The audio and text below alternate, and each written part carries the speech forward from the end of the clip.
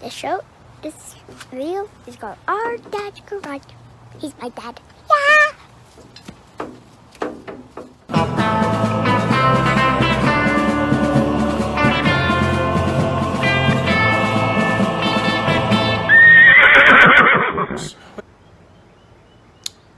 Hey guys, it's JD out here in the garage today. It's a beautiful day outside. I'm going to do a little bit of work on the old Bel Air, the one that's finished, not the one that we're working on, and just kind of tidying up a few things. And I've seen a bunch of posts, a bunch of different conversations coming around.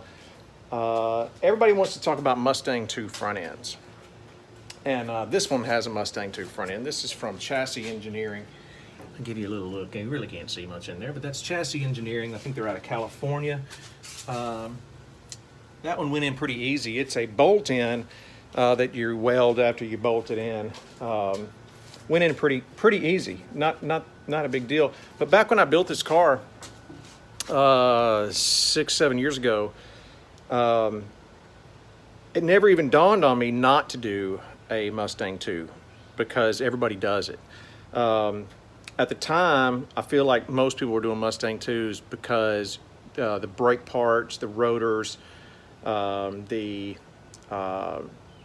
wheel bearings, things like that are just easily found at a parts store.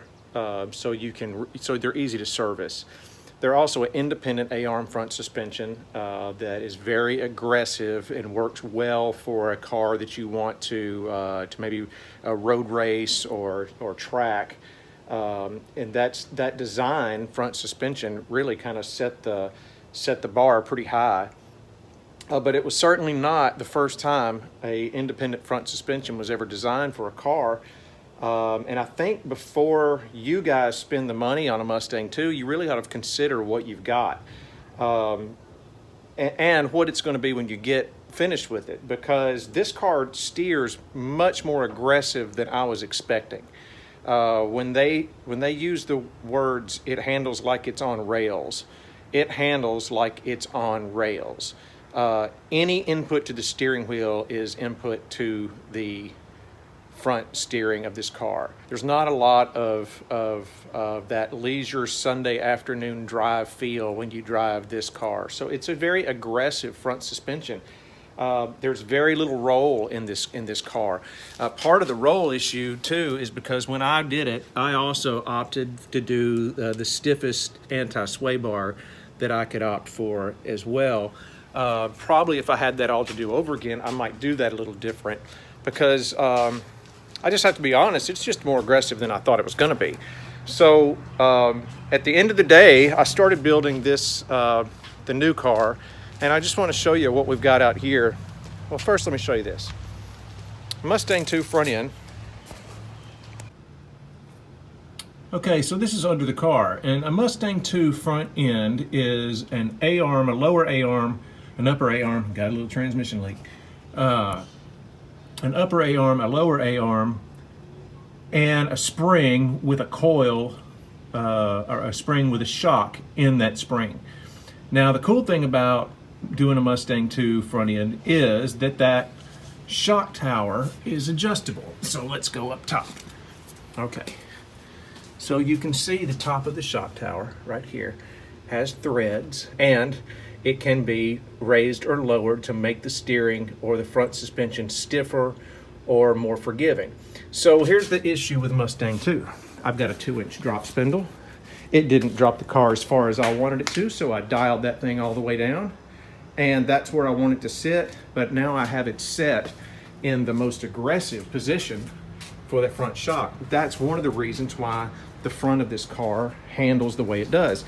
So it drives like it's on rails, which is not necessarily what I was looking for. I wanted it to turn well, I wanted it to handle well and ride well, but it's stiffer than I wanted.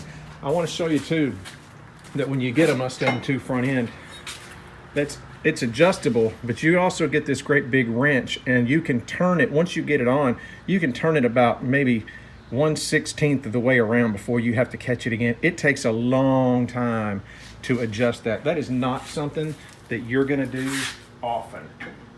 that's something that you're going to adjust, and you're going to leave it right where it is, because it's not something, I mean, unless you're taking a car out to the track or something and you're doing something different every week, that's not something that you're going to do. So as you look for your Mustang II front ends and you think about what you're going to do with your car, I just want you to consider something, and that is don't do it.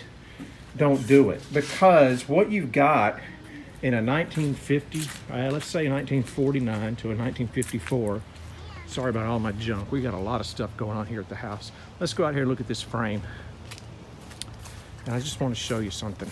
And you guys know this, but I mean, let's look at this. We've got independent front suspension. This is the factory chassis, independent front suspension, upper A-arm, lower A-arm, spring with a shock in the middle. Now, shock is not very adjustable in height. In fact, it's not adjustable at all once you get it in there.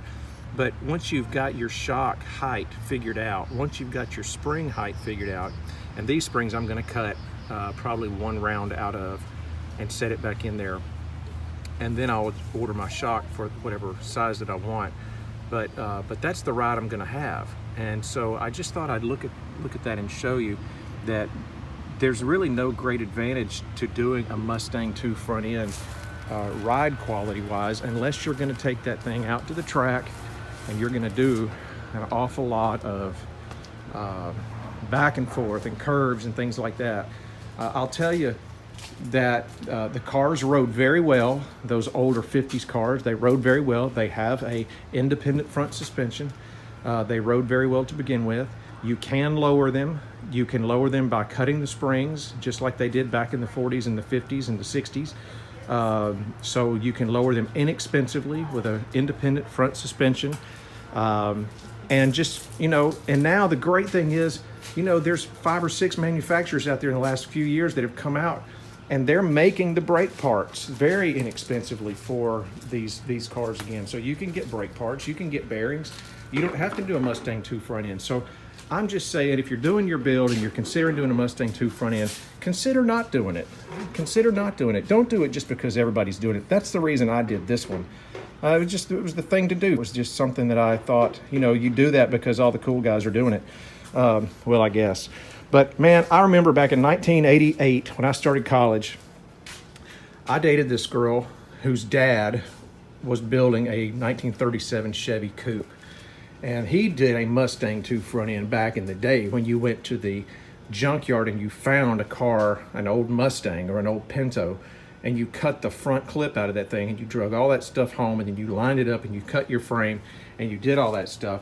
But man, he did that in a 37 Chevy coupe. The 37 Chevy coupe front suspension was horrible compared to a double A-arm independent front suspension car from the 80s. I mean, the two were not even, and it set that car up perfect. Its ride height was amazing.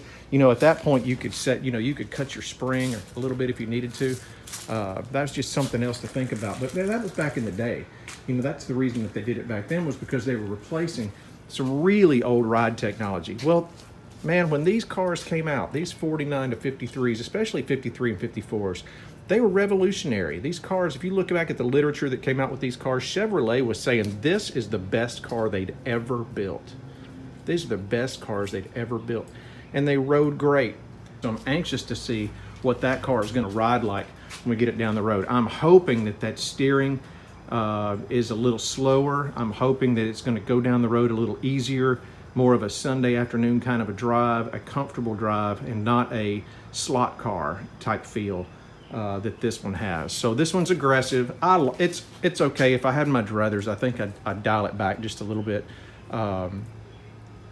just for the comfort and the ease of driving it. So I just want to kind of get out here, post a little video, talk to you a little bit about Mustang II front ends, and say, man, it's cool, and I get it, and I did it, but I'm not sure I'd do it again.